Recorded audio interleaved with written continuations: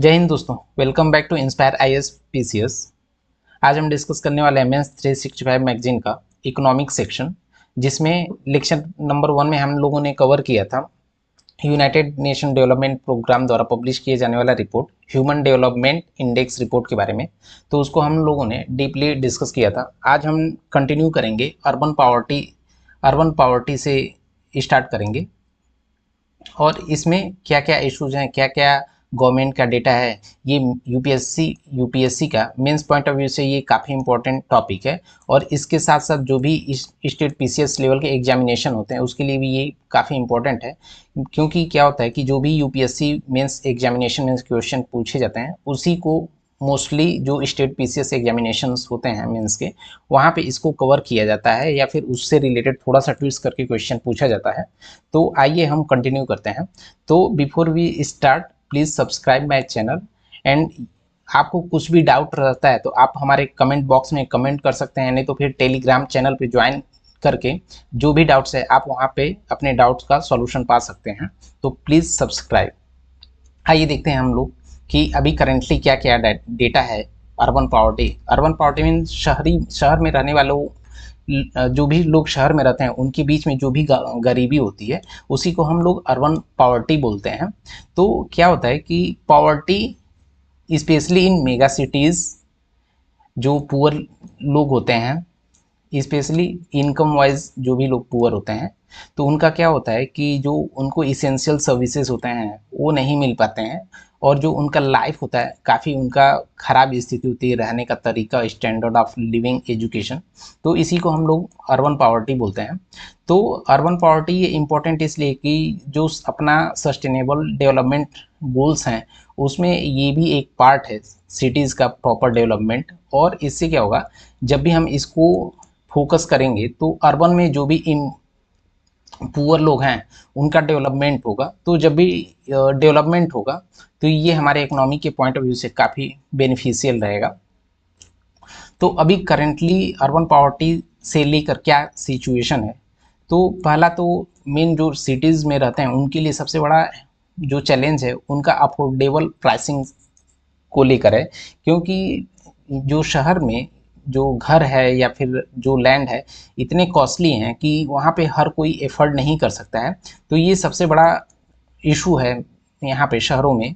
और दूसरा इसमें इसी में सैनिटेशन, जो साफ़ सफाई है, इन सब चीज़ों को लेकर बहुत बड़ा इश्यूज चल रहे हैं। और इसमें देखेंगे कि 17% जो शहरी लोग होते हैं वो स्पेशली वो स्लम में रहते हैं। स्लम ऐसा होता है कि यहाँ पे एक लिमिटेड एरिया में ह्यूमन का जो डेंसिटी होता है बहुत ज़्यादा होते हैं।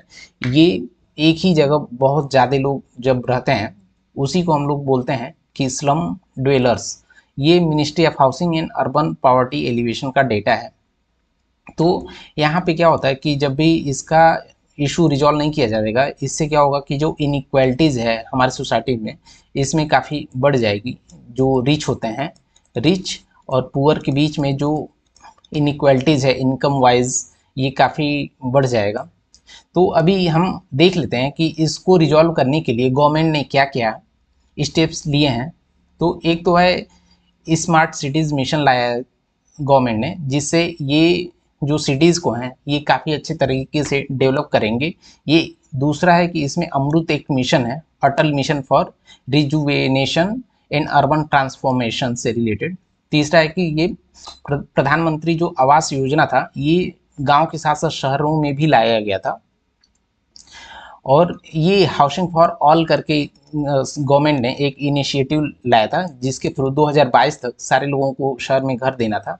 उसके अलावा जो शहर होते हैं, शहरों में जो स्पेशली जो पुअर क्लास होते हैं उनके लिए एक पानी का बहुत बड़ा समस्या होगा, क्योंकि आप रिसेंटली देखेंगे दिल्ली में भी, दिल्ली हुआ, मुंबई हुआ, जो भी मेगा सिटीज़ हैं वहाँ पे पानी को लेकर काफ़ी इश्यूज़ रहता है।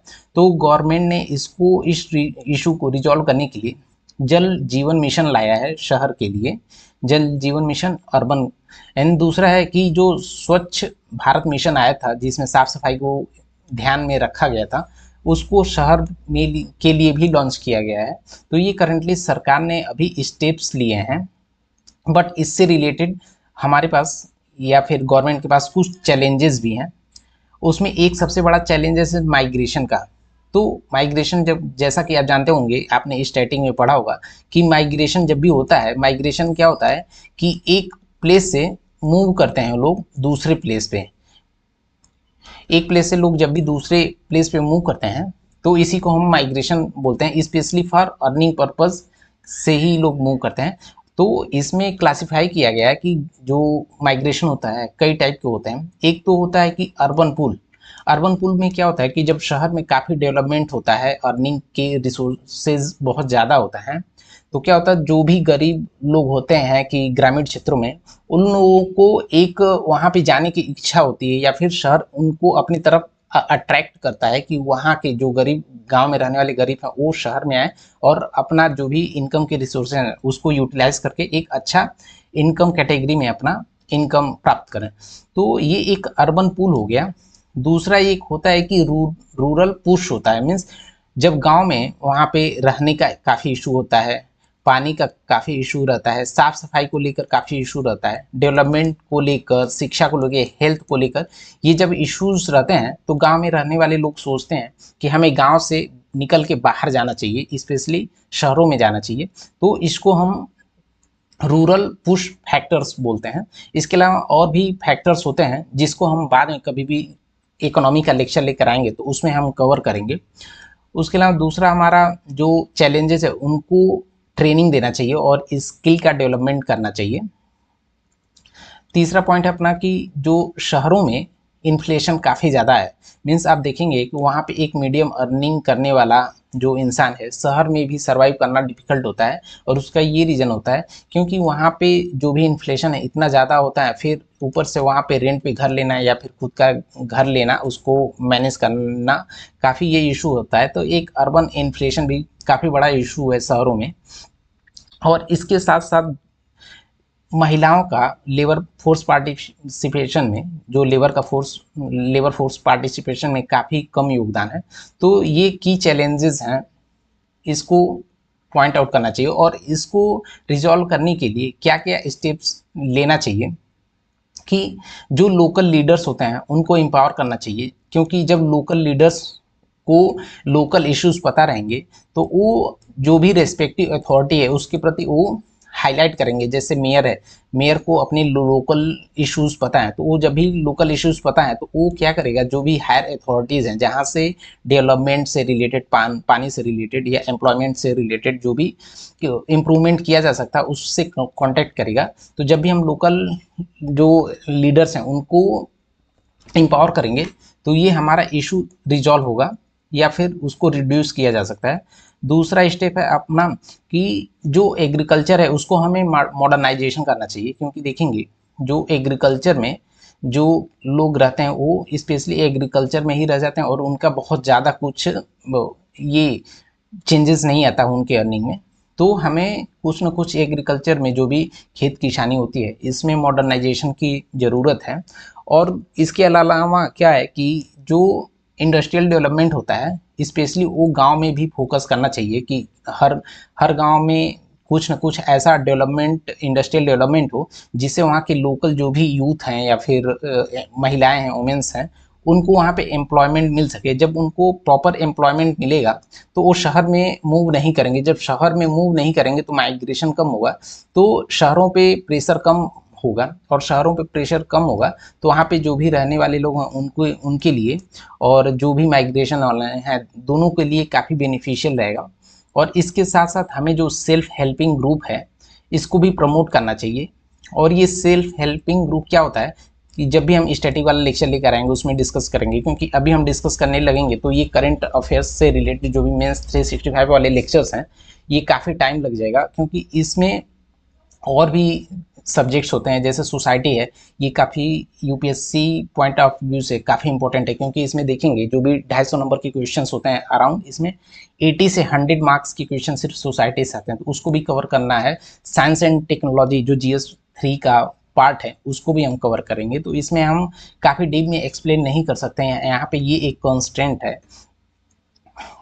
अगला टॉपिक है हमारा डायरेक्ट बेनिफिट ट्रांसफर सिस्टम।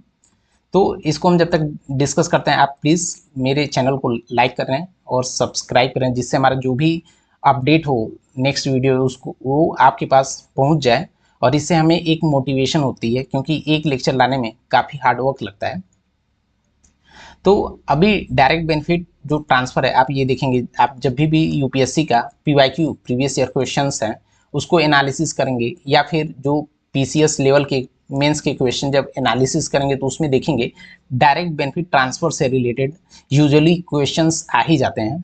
तो ये इसका शॉर्ट नोट्स बना के, इसको शॉर्ट नोट्स बनाइए और इसको रिवाइज करिए, और इसमें इंपॉर्टेंट जो भी डायनेमिक डेटा है इसको स्टैटिक में ऐड ऑन करके अपने नोट्स को काफ़ी इफेक्टिव बना सकते हैं, जिससे आपको मेंस में इससे काफ़ी हेल्प मिलेगा। तो बेसिकली क्या है, अभी डीबीटी जो है अपना डायरेक्ट बेनिफिट ट्रांसफ़र, इसके बारे में देखते हैं कि इसका मेन ऑब्जेक्टिव था ट्रांसपेरेंसी। क्योंकि गवर्नमेंट जब भी पैसे भेजती थी अपने सोशल सिक्योरिटी या फिर वेलफेयर के लिए, तो क्या होता था कि सपोज गवर्नमेंट 100 रुपये भेज रही है, तो जो उसका बेनिफिशरी है उसको 100 रुपये ना मिल के उसको 20 रुपीज़ ही मिलते थे। बाकी रिमेनिंग जो 80% थे अराउंड, उसको जो बिचौलिए होते हैं इंटरमीडिएटर्स, वो ले लेते हैं एज अ कमीशन के तौर पे। नहीं तो फिर क्या होता है, सपोज कमीशन नहीं दे रहे हैं तो उनको वो पास ही नहीं करते थे। तो इससे क्या हुआ कि ट्रांसपेरेंसी काफ़ी इंक्रीज हो गया है। और इसमें कुछ और फैक्टर्स हैं डायरेक्ट बेनिफिट ट्रांसफर से रिलेटेड, क्योंकि जो अपना जन धन आधार योजना था उससे क्या हुआ कि सारे लोगों का, सारे नहीं मैक्सिमम लोगों का, अराउंड 55 करोड़ लोगों का खाता खुल जाने की वजह से ये जो बैंकिंग होगा इंक्लूसिव हो गया। नहीं तो फिर उसके पहले बैंकिंग, सारे लोगों के पास बैंकिंग सिस्टम से कनेक्ट नहीं थे। तो इसको अभी हम आगे डिस्कस करेंगे। दूसरा है अपना आधार, जो अपने बैंक अकाउंट को आधार से लिंक कर दिए। तो इससे क्या होगा कि सरकार आधार के बेस पे आपको कुछ भी बेनिफिट पहुंचाना चाह रही है तो डायरेक्ट आपके खाते में आ जाएगा, और इसमें जो भी इंटरमीडिएट लेवल पे कमीशंस या बिचौलिए होते थे, ये आपका पैसा जो लीकेज था वो लीकेज नहीं होगा। तो डीबीटीएल जो है एक तो लीकेज प्रूफ सिस्टम है, जिसमें जो टारगेटेड बेनिफिशियरी हैं उनके पास पैसा इजीली ट्रांसफ़र किया जा सकता है, कैशलेस होता है। क्योंकि पहले क्या होता था, जब कैश ट्रांसफ़र आते थे, सपोज कैश ट्रांसफ़र पैसा आया प्रधान के पास आया, प्रधान को रिस्पॉन्सिबिलिटी दी गई कि जो भी उसमें डिजर्विंग है उसको पैसा डिस्ट्रीब्यूट करने के लिए, बट वहाँ पे कमीशन खोरी हो जाने की वजह से जो एक्चुअल बेनिफिशियरी थे, एक्चुअल पुअर्स थे या मार्जिनलाइज सेक्टर, ये पब्लिक थी, उनके पास नहीं पहुँच पाता था। तो ये एक ड्रॉबैक था उस सिस्टम का, उसी को इम्प्रूव करने के लिए डीबीटी लाया गया था, और ये टाइमली मैनर में पहुँच जाता है। क्योंकि सरकार, सपोज आप देखेंगे, जब पीएम ने पीएम किसान सम्मान निधि जब वहाँ से क्लिक करते हैं तो वो एक दिन के अंदर साइमल्टेनियसली वो जो पैसा है वो बेनिफिशियरी, जो भी बेनिफिशियरी होते हैं उनके अकाउंट में सीधे आ जाता है, क्रेडिट हो जाता है। तो ये इसका सबसे बड़ा एडवांटेज है। ऑन टाइम होता है, डोर स्टेप पे होता है, मीन्स उनको घर बैठे ही मिल जाता है, उनको कुछ एडिशनल स्टेप लेने की ज़रूरत नहीं होती। और सरकार सपोज 2000 रुपये भेज रही है किसान सम्मान निधि, तो जो बेनिफिशियरी हैं उनको अकाउंट में पूरे 2000 रुपये आ रहे हैं। मीन्स यहाँ पे कोई भी कमीशन खोरी नहीं हो रही है। और इससे एक बेनिफिट हुआ कि जो भी फाइनेंशियल सर्विसेज हैं वो रिमोट एरिया में, जो इंडिया के कोने से एक कोने से दूसरे कोने तक सारे जगह पहुंच गया है ऑलमोस्ट। और इससे कैशलेस ट्रांजैक्शन को प्रमोशन मिला है, क्योंकि कैशलेस ट्रांजैक्शन जब होता है तो उसमें इनकेस ब्लैक मार्केटिंग के केस में उसको ट्रेस किया जा सकता है। तो ये इसके कुछ बेनिफिट हैं। और डीबीटीएल जो स्कीम्स हैं इसमें कुछ कैश ट्रांसफ़र होते हैं, लाइक ये पहल स्कीम्स हो गया, मनरेगा हो गया, ये इसके लिए भी यूज किया जाता है। तो हम देख लेते हैं कि इसका डायरेक्ट बेनिफिट ट्रांसफ़र आ जाने से इसका इम्पैक्ट क्या हुआ है। तो क्या होता है, जो लीकेज में बहुत सारा पैसा बर्बाद होता था या फिर एजेंट के पास चला जाता था, वो पैसा बहुत ज़्यादा गवर्नमेंट का पैसा सेव हो गया है। कि जो गवर्नमेंट का डेटा है, गवर्नमेंट का डेटा के अकॉर्डिंग 2014 से 2019 के बीच में देखेंगे तो अराउंड 2.7 लाख जो करोड़ अमाउंट है ये गवर्नमेंट का बच गया है, ये लीकेज जब भी बीच में खत्म हुआ है। तो जैसे इसमें जो पीएम आवास योजना होता है उसमें भी डीबीटी का इस्तेमाल किया जाता है, पहल स्कीम है उसमें भी डीबीटी का इस्तेमाल किया जाता है। फिर इससे क्या हुआ कि इम्पैक्ट दूसरा हुआ कि जो करप्शन है ये काफ़ी कम हो गया है। करप्शन काफ़ी कम हो गया है, क्योंकि इंटरमीडिएट स्टेज पे कमीशन खोरी खत्म हो गया है। फिर इसमें क्या होता है, पहले एक सिस्टम था कि जब डेटा ऑफलाइन था और किसी इंटरमीडिएट के थ्रू पैसा वेलफेयर स्कीम्स को डिस्ट्रीब्यूट किया जाता था, उस समय क्या था, कोई कोई बहुत सारे बेनिफिशियरी ऐसे होते हैं जो डुप्लीकेट सर्टिफिकेट लगाकर वहाँ पे डुप्लीकेसी हो जाती थी कि एक बेनिफिशियरी वो मल्टीपल जगह से पैसे ले रहा है। तो ये डुप्लीकेसी खत्म हो गया। फिर सारे लोगों का फाइनेंशियली इंक्लूजन हो गया, जिससे ये बैंकिंग जो भी अपना बैंकिंग से कनेक्ट हो गए हैं, ये पुअर सेक्टर्स भी हो गया। और इनका ऑनलाइन सारा डेटा हो जाने की वजह से इफेक्टिव वे में मॉनिटर किया जा सकता है कि कौन किसके खाते में पैसा गया, किसके खाते में नहीं गया है, एक्चुअल बेनिफिशियरी के पास पैसा पहुंचा है या फिर उसके बैंक में है, सारा डेटा गवर्नमेंट के पास होता है। बट इससे रिलेटेड कुछ चैलेंजेस हैं, जैसे कि जो बेनिफिशियरी हैं उनके प्रॉपर आइडेंटिफिकेशन का कोई सिस्टम नहीं है। आप देखेंगे पीएम सम्मान निधि है, पीएम सम्मान निधि है, या फिर कोई पेंशन योजना है, तो ये क्या होता है, जो भी इसके बेनिफिशियरी होते हैं, बिल्कुल ये नहीं पता चल पाता है कि एक्चुअली वो डिजर्विंग हैं कि नहीं है। मीन्स ऐसा तो नहीं उनके पास इकोनॉमिकली काफ़ी हेल्थ, उनके पास वेल्थ है, ऐसा तो नहीं है।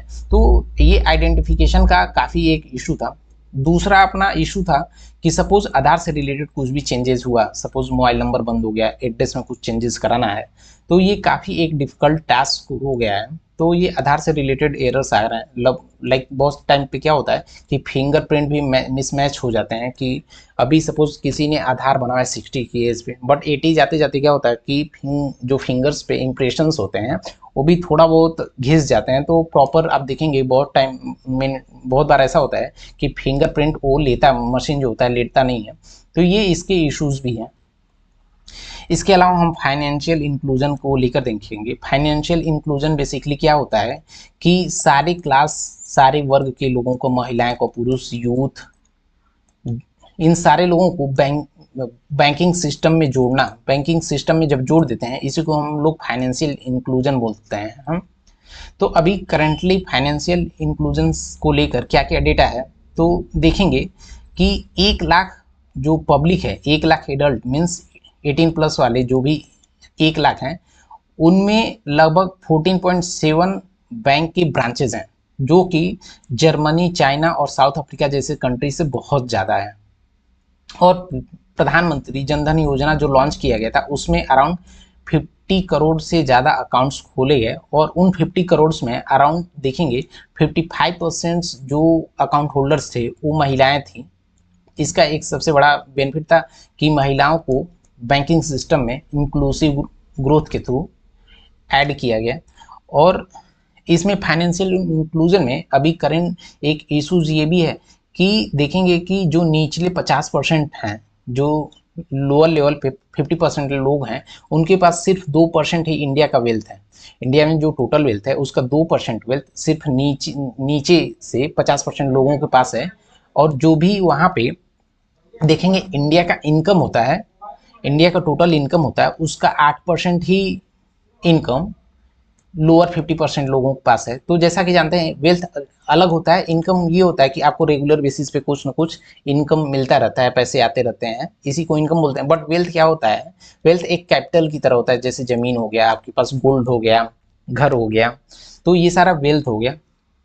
तो फाइनेंशियल इंक्लूजन को लेकर अभी करेंटली क्या क्या विजन है, जैसे एक तो फाइनेंशियल सर्विसेज हैं, इनको सारे लोगों को एक्सेस देना। मीन्स क्या हो गया, banking for the unbanked, means जिनके पास अभी करंटली बैंकिंग नहीं है, बैंकिंग सिस्टम से नहीं जुड़े हुए हैं, उनको किसी भी तरीके से बैंकिंग सिस्टम में ले आना, ये एक विजन हो गया।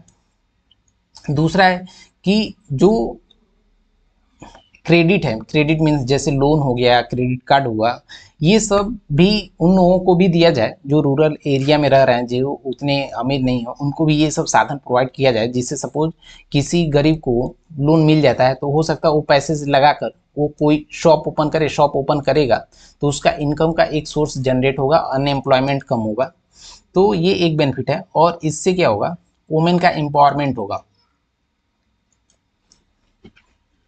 तो अभी करेंटली कौन कौन से स्कीम है, इसको देख लेते हैं। एक तो प्रधानमंत्री जनधन योजना है, फिर यूनिवर्सल सोशल सिक्योरिटी सिस्टम है, जिसमें आपको एक एनुअल बेसिस पे कुछ आपको प्रीमियम भरना रहता है और उस बेसिस पे आपको 2 लाख या फिर 5 लाख का कवर दिया जाता है गवर्नमेंट के द्वारा। इसी को यूनिवर्सल सोशल सिक्योरिटी सिस्टम बोलते हैं। बाकी अटल पेंशन योजना है। उसके बाद national strategy for financial inclusion का एक आरबीआई के द्वारा एक किया गया प्लान है।